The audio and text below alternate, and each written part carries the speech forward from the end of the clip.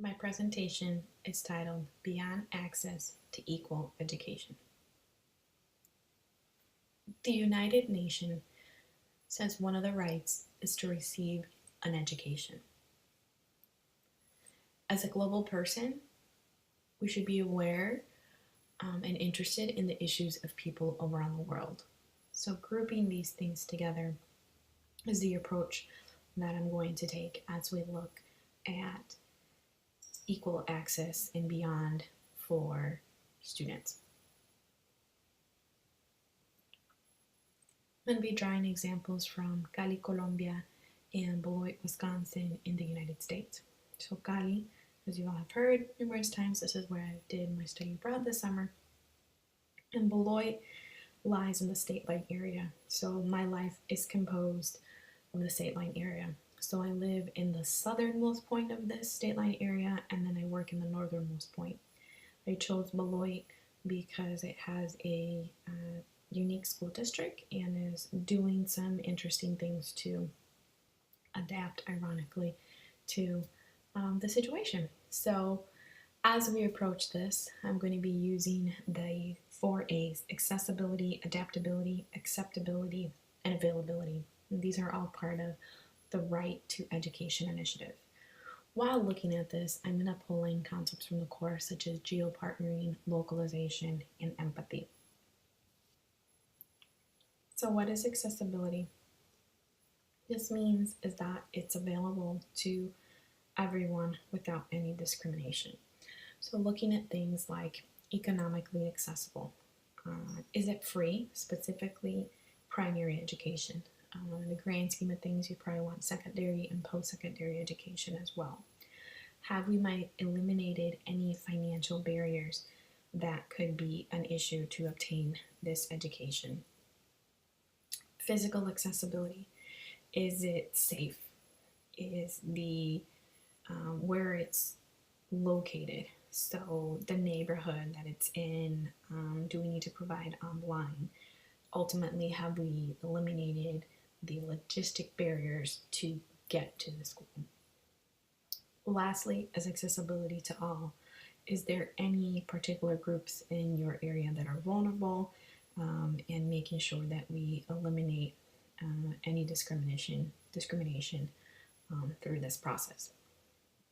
So geo partnerships are how we reduce poverty, how we respect the environment, and how we keep the peace.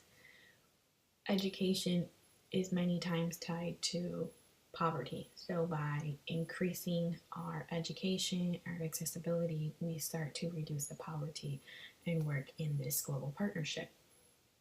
So let's look at some specific scenarios. So Cali, you'll see here some pictures of the stair walk. So for many students, this is what they have to walk to get to school. So you look at the muddy path. If it's a rainy day, they could fall and hurt themselves, so they're probably not going to go to school. And even the one that has the cement, that's pretty steep. So if I'm a student who is asthmatic and I'm not feeling well that day with my breathing, I'm probably not going to make that hike because I would get ill. Beloit doesn't have school buses for the school district, so you either have to walk or use the city bus, and then that's a financial cost. So my nieces and nephews are actually part of this school district, and there's been different times where her parents can't take my niece, to school, and I'll take the long way to work so that I can take her so that she doesn't have to walk a mile and a half. A mile and a half doesn't sound horribly long, but when you think of a kid who is 10 years old walking a mile and a half by themselves, that can present safety issues. Adaptability. Schools should adapt to the needs of the changing societies in the community. So are there any social and cultural changes? What about disabilities of your students? So making sure that we hit any inequalities that happen in that specific school district. Localization refers to the process of adapting the programs to linguistic and regional differences. So again, what works in Cali might not work in Beloit, right? So having to acknowledge those differences to those particular areas.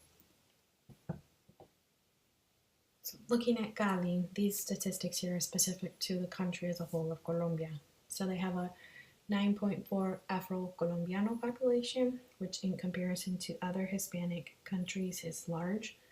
They still have an indigenous population. They still have their languages. And then we're looking specifically at rural areas. 70% are living in poverty. So how do we accommodate all those different needs? Beloit School District is what we call a minority majority school district. So if you look to the right, looking alone at Hispanic and Blacks, they're 55% of the school population, or school district population actually. The other encompasses American Indian, Asian, and Pacific Islander. So definitely looking at the dynamics of the school and how that may shift the way they do things for students. They've incorporated a dual language program, so the students have Spanish and English simultaneously, learning both languages. However, that program at this point only goes till 5th grade. So in an ideal world, if they're going to continue that, it should expand primary and secondary. Acceptable. So when looking at the curriculum and the teaching methods, they should be acceptable. They should be relevant to their population. Are they culturally appropriate? Making sure that they're not discriminatory, making sure that it's good quality, right? So we see women in their curriculum, we see minorities in their curriculum. Enforcing standards of minimal instruction, at least. What is their language of instruction, and are these students actually able to understand?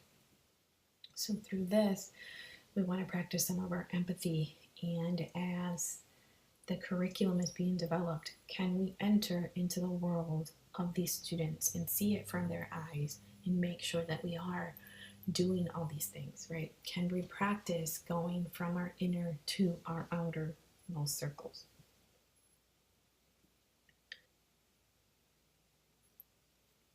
So we're going to look at Cali, specifically their facility, which you see showing up here. Apologize, these aren't the best pictures, but these are the ones that were available. So that stair walk that we saw earlier, this is where these students would come. Not a huge facility, and actually in the first picture that showed up, one of the rooms they're in is actually their library.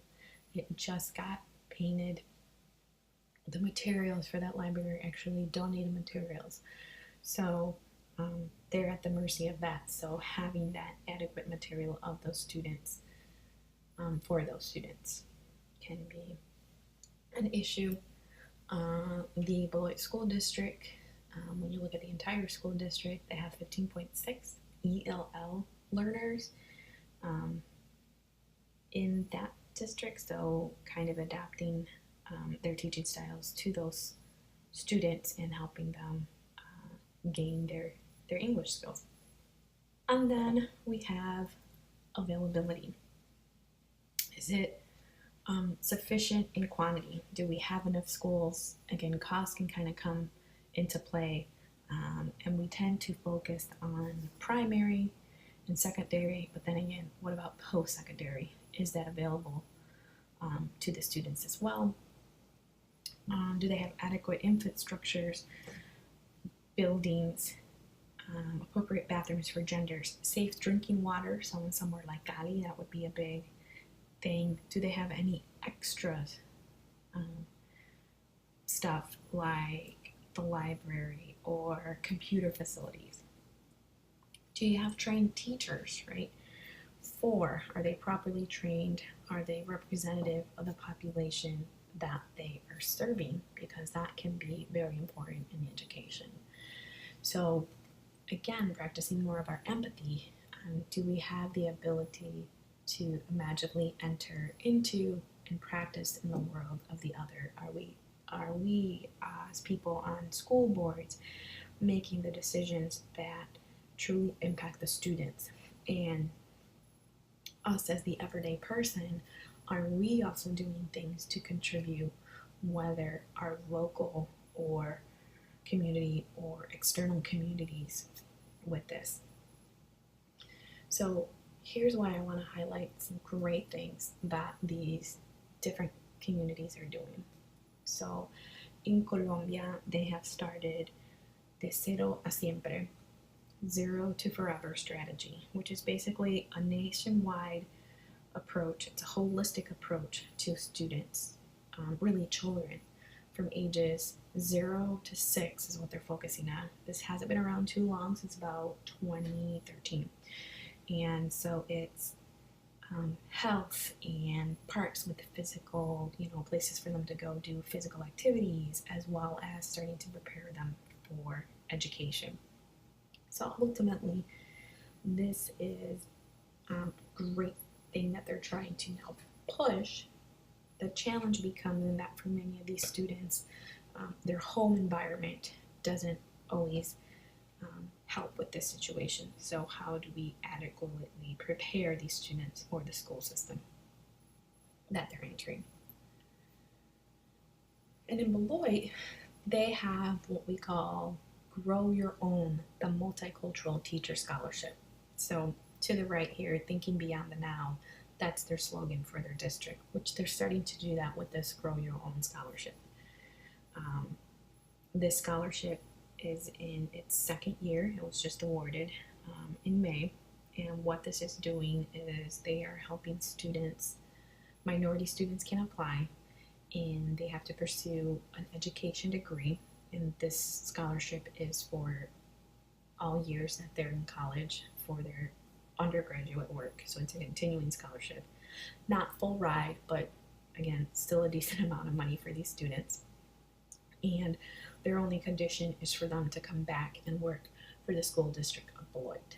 So it's a great way to help their current students and their future students, in that they're bringing back minority students as role model students to kind of continue this cycle. So Black Hawk Technical College is where I work, and this year's recipient, as in spring 2018, is actually working or going to school at Black Hawk. So this student will do 2 years with us and then move on to 2 years at the University of Whitewater, are her plans as of now. So kind of taking that leap with that action. One of the things that I've specifically been doing, and I want to continue to do and find ways to improve upon, is working with the Los Unidos, which is through the Beloit School District, and I have been partnering with them to do presentations on topics such as college readiness. So what information do they need? So the student that just came to Black Hawk through this Grow Your Own scholarship, not only did she get scholarships from this scholarship, I also encouraged her to apply through the BTC Foundation scholarships, and so she got additional scholarships. So kind of bridging that gap of the knowledge and cost, that we can kind of help students that are funneling through primary and secondary education and getting them into college, that post-secondary education. So that's kind of my way to contribute. A lot of the students, or parents really, of the students that I am presenting to, a population of that is also ELL. So not only in those particular families does it help them here, but that's in some way going to trickle down to the families and their relatives in their host country. So kind of that ripple effect that can happen. So that is my presentation. Thanks for listening.